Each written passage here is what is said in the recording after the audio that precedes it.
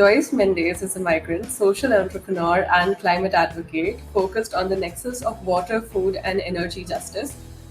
She co-founded several local and regional youth organizations, including the Moima Wieser Environmental Education Observatory, the Latin American Observatory of Geopolitics of Energy, and the Binational Youth Collective of the Parana Basin 3 from the Cultivating Good Water Initiative.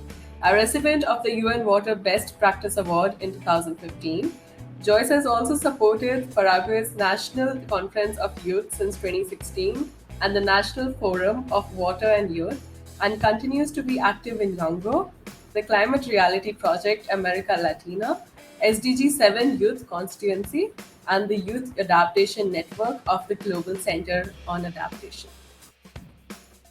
Moving on to Kihika Mariam. She is a youth climate activist and an advocate for climate refugees. She is from Hoima, Uganda, and is a part of Rise Up movement.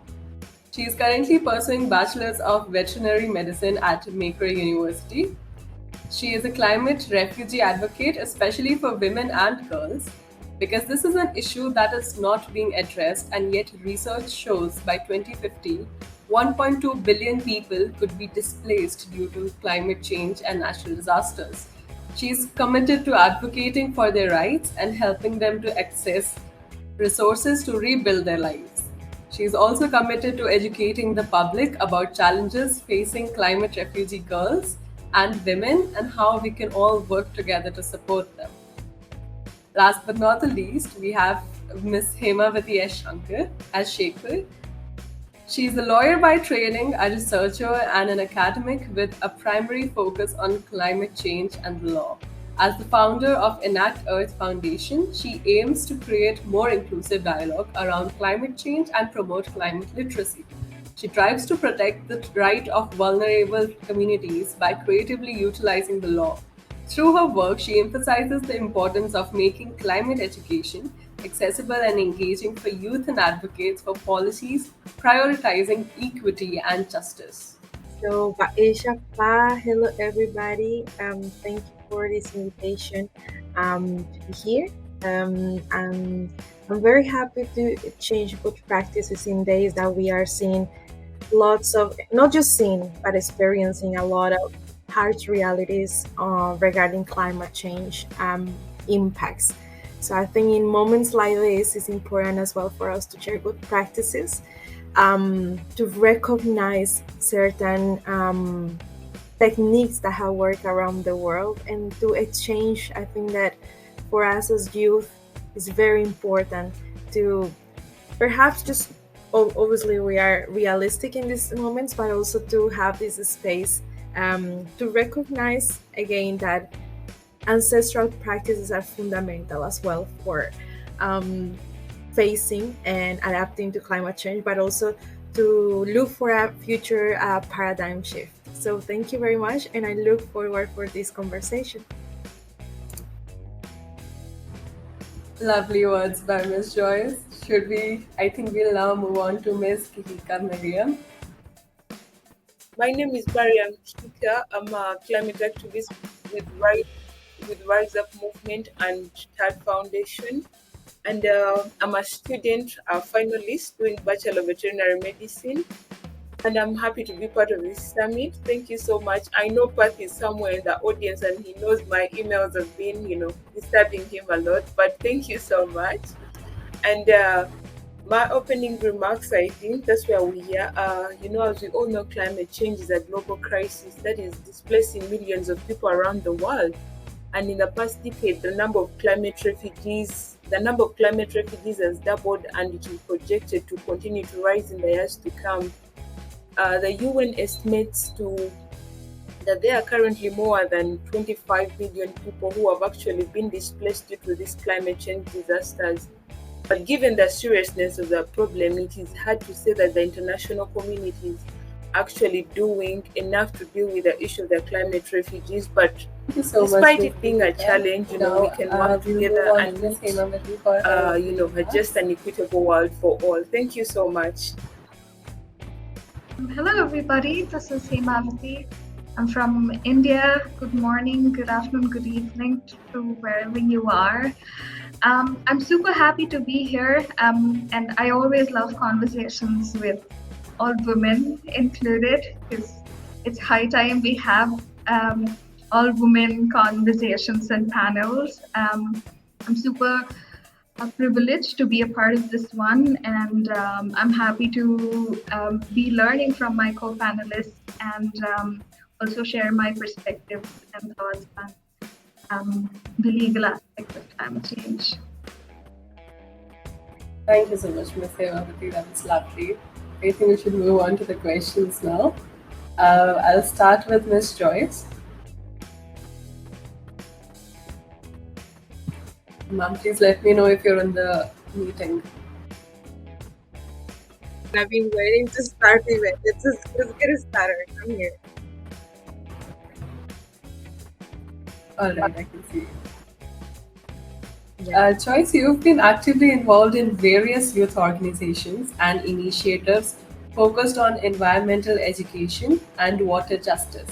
Could you please share some success stories or a particularly impactful project that highlights the role of youth in driving positive change in the context of climate change, climate action? Thank you. Yes. So yeah, and please let me know when I'm closer to my time, because I like to speak a lot. So what I will say is, I think as well, relating to the topic of our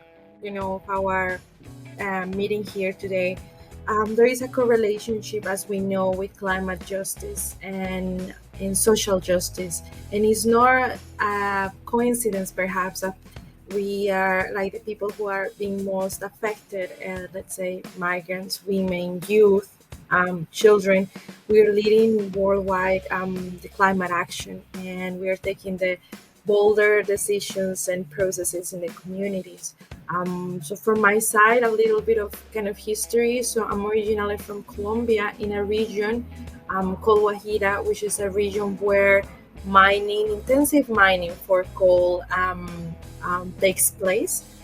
Nowadays, there is let's call a change on paradigm, where other types of industries are using that territory as for example, wind energy as well.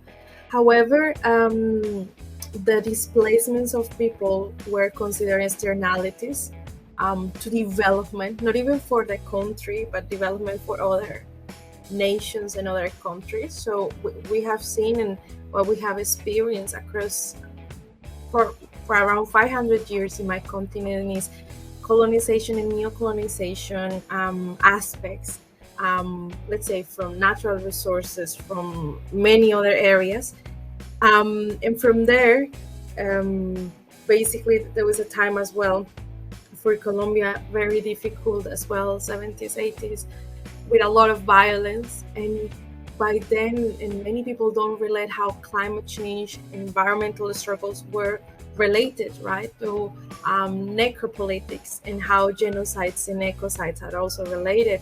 So at the end of this perspective, what we have to do is migrate. We have to leave Colombia, and we end up going to the border of Brazil, Paraguay, and Argentina, which is known as the triple border area, and which was a region where my family thought, okay, we can, emigrate and start from zero, from scratch. However, when we get there, we start realizing that climate change is a threat, and it doesn't have borders, no matter where you are. So it is a region known as the land of waters, and is a very abundant quantity of water underground, like the Guarani Aquifer, which is one of the biggest water reservoirs in the world. Iguazu Falls, a lot of rivers. However, and even the countries limiting those borders their electricity depend on hydroelectricity.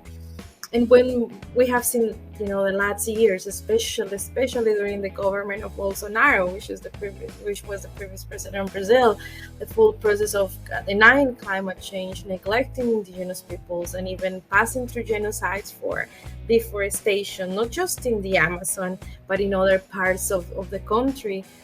We have realized as well that climate crisis impacts to water crisis, and water crisis again impacts to energy security, food security, and everything.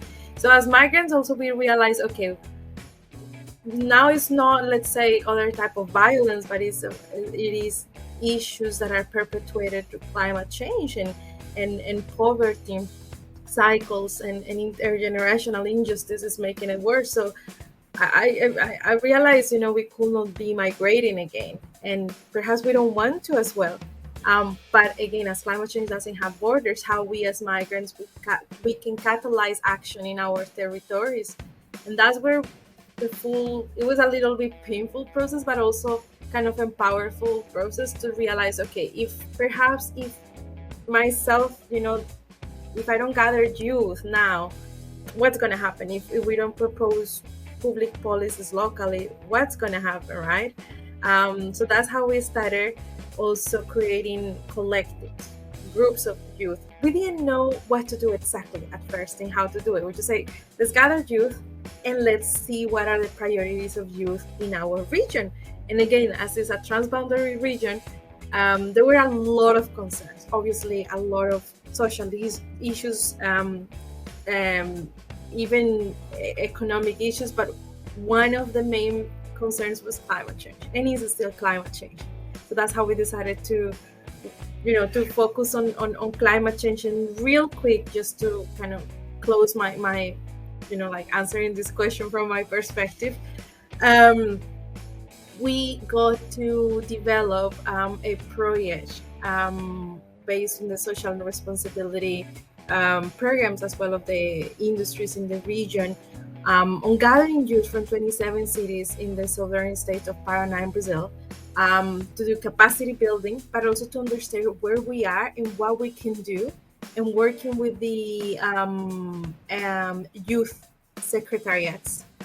And after that, again, we passed this period where we got a lot of threats, a lot of issues with the government of Bolsonaro. So many youth migrated again, many organizations started, they were stopping their climate action because we were considered as terrorists or something like that, right? But that didn't stop. So we realized, okay, we could not directly go and protest. This was never a choice. But what we could do is we can get data, and with that data we can develop public policies. So at the end of this story, after, let's say, almost 10 years of activism, we got to develop the local environmental education public policy, and we protect an area of our forest, which is the Atlantic forest. So we always, again, we hear about the Amazon, but there are other biomes very fundamental for Latin America. So we got to connect basically through legislation to protect a little bit our area. And this actually opened up more doors for youth. When you realize you have power as a citizen, you want to move forward, and actually you are feeling like, okay, there is a way that you can use perhaps legislation, but also people's and minds' creativity to make change happen. We are not completely satisfied with everything. There is a lot of struggles still to do, and at the moment I'm working in the country nearby, which is Paraguay, also very small country with a lot of issues regarding lack of opportunities, inequality, misogyny. So that's where we are at the moment. So I'm gonna stop here because there is more stories to tell, and I also want to give the opportunity to the other speakers. Thank you. Thank you so much, Joyce, for that wonderful, wonderful answer. And it also opened my eyes to a lot of things, because, at times you're always so focused on the local that it's when you hear about some other country or someplace else, it's very mind-opening. It's a very good experience to also know that everything, even on the world spectre is happening in this manner, and people are fighting from every aspect. And everywhere, where you mentioned the things that are important, like social justice, and how it's the women and the children who are the most affected ones. And it's very true. It's very true. And where you said that we need to make bolder decisions, and it is our voice that it's necessary. It's I really wish we can advocate that much more, and I think this is what we'll take away also from this panel. And especially the part where you, as a citizen of India only, I could really relate to the colonization and the new colonization views that you have. And where you spoke about the genocides as well. It's such a struggle in the world today. And how I loved your point on when you said climate change does not have borders, where you mentioned that. And it is honestly, today we are so focused on our adversity countries that we are forgetting the global good or the global roles of ourselves. And the neglect that there is, it's so evident. And I love how you mentioned the interconnection between climate crisis and then it leads to water crisis and then energy crisis. And I think it's a really important point to display. And when you spoke about you spoke about the intergenerational injustice. I think we face that in our house only most of the time, and especially misogyny. It's a very big challenge that we still have to fight against, actually. And how these all small challenges end up making a big pyramid of a big challenge and difficulty. And so, yes, I think that is something that we can definitely take away from this answer of yours. Thank you so much. And now we'll move on to Ms. Kihika. Mariam, Miss, if you can hear us, please reply. Mariam, Yes, I your can hear you. advocacy Yes, I can. focuses on climate refugees, particularly women and girls. Can you share some specific examples of the challenges these communities face due to climate change and how you envision supporting their rights and needs? Some of the challenges that are faced by these women and girls who are climate refugees. Number one is gender-based violence, and this is in form of sexual violence. It can be rape, and this happens because these women are in a place of increased vulnerability and there is lack of access to safety. Imagine someone who had a home and the home is washed away by a flood, and the next day they don't know where they're going to sleep, and they cannot construct a house in like 2 days. It's really difficult. And what happens to these women, another thing is that there is limited access to resources. It's a very, very big challenge, and the resources can be in form of food, it can be water, the medical care, and all the resources that they need. And this makes it very difficult for these people to actually rebuild their lives. It's very hard. Imagine someone who has they've suffered a lot, they don't have a house, their house was washed away, it's too much. They have to find a place, maybe a small camp, and it's just a tent, and they have to survive, but there's limited food.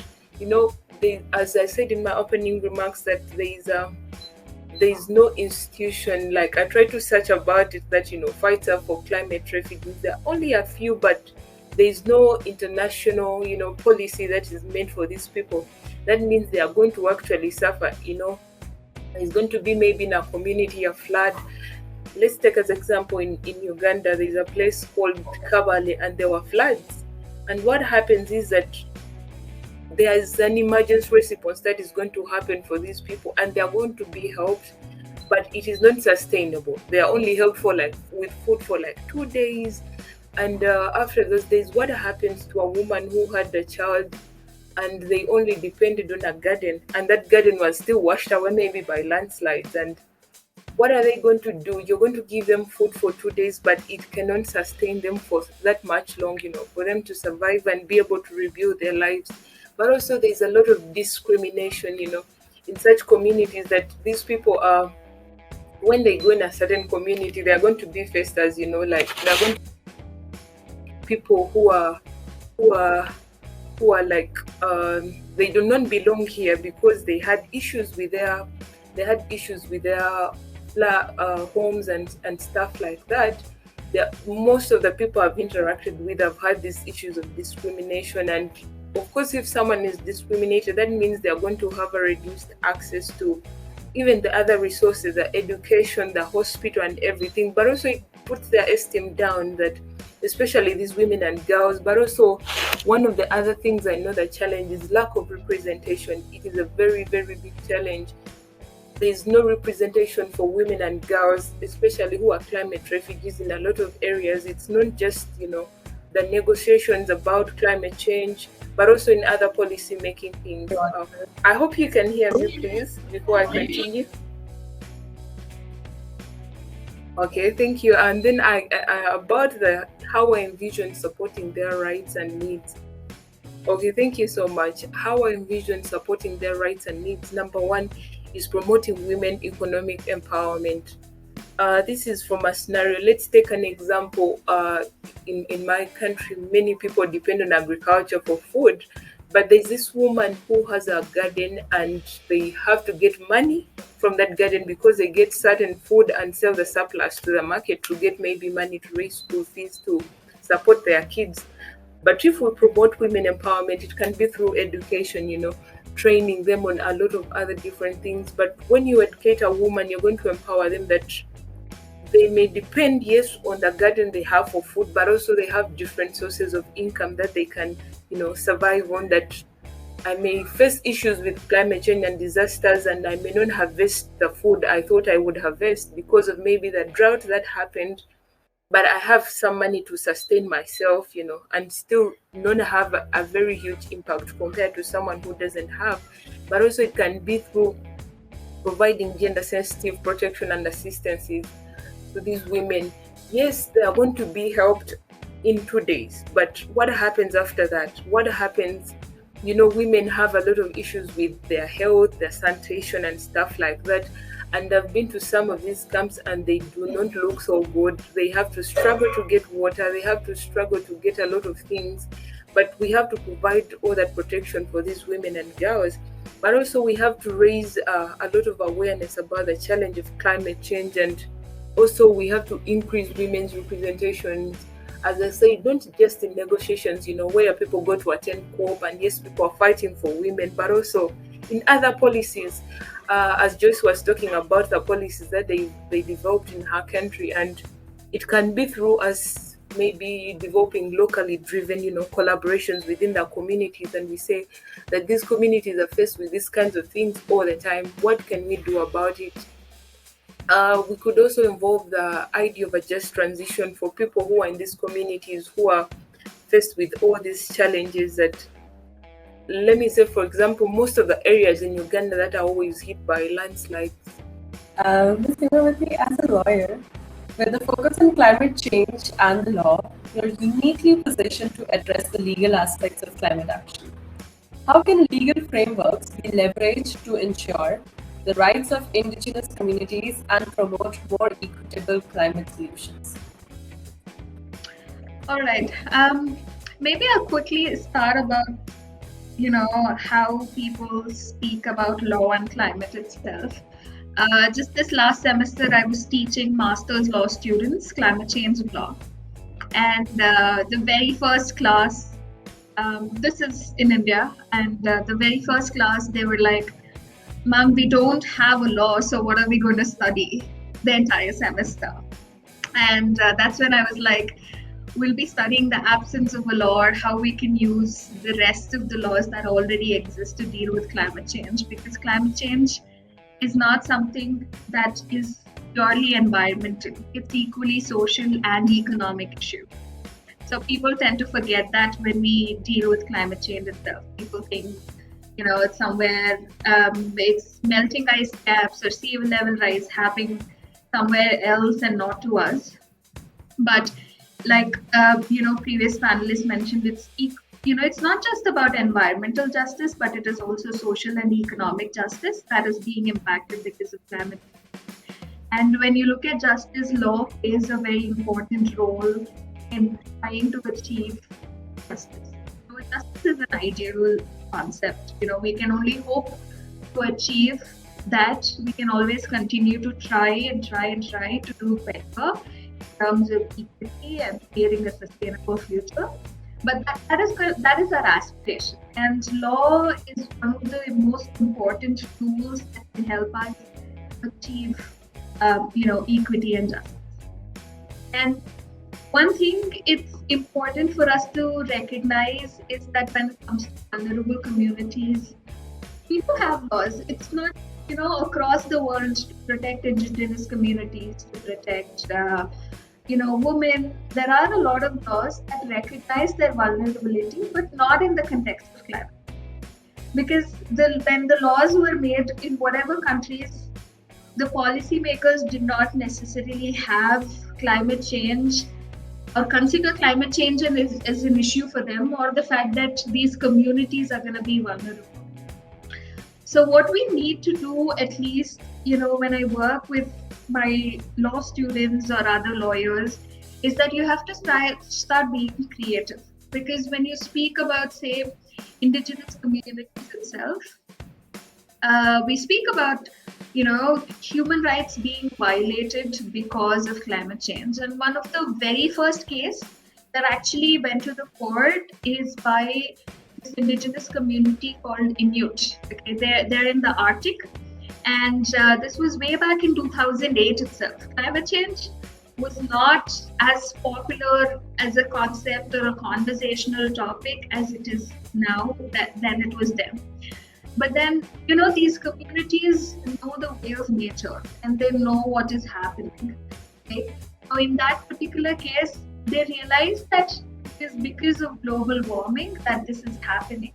They did not need the science to understand what is happening around them.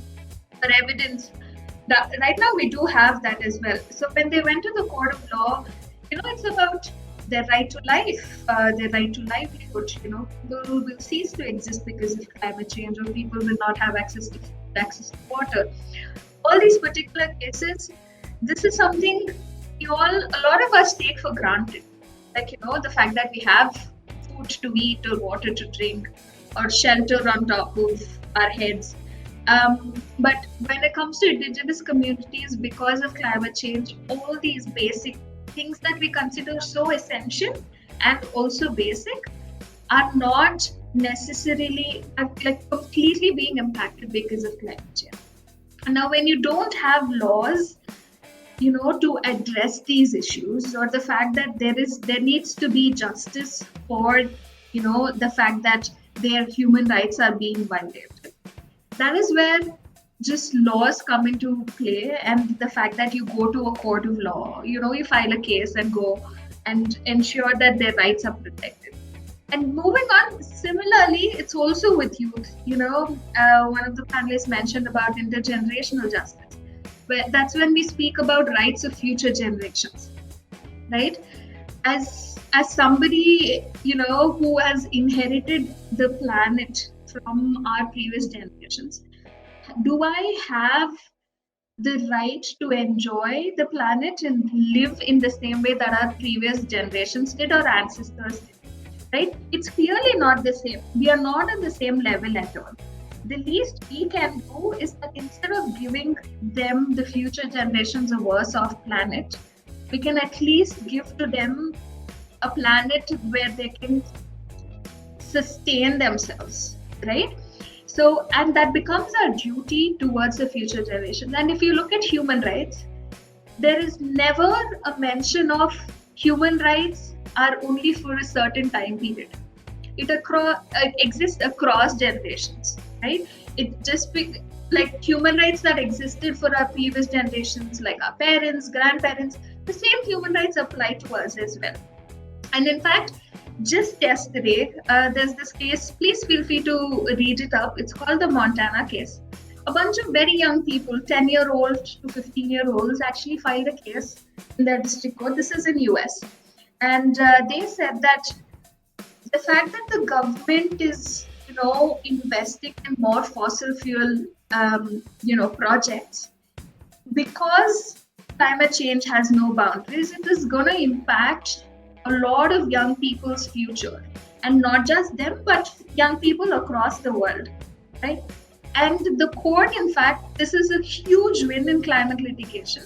The court held that it is the duty of government to ensure that the rights of future generations are actually protected for the very first time.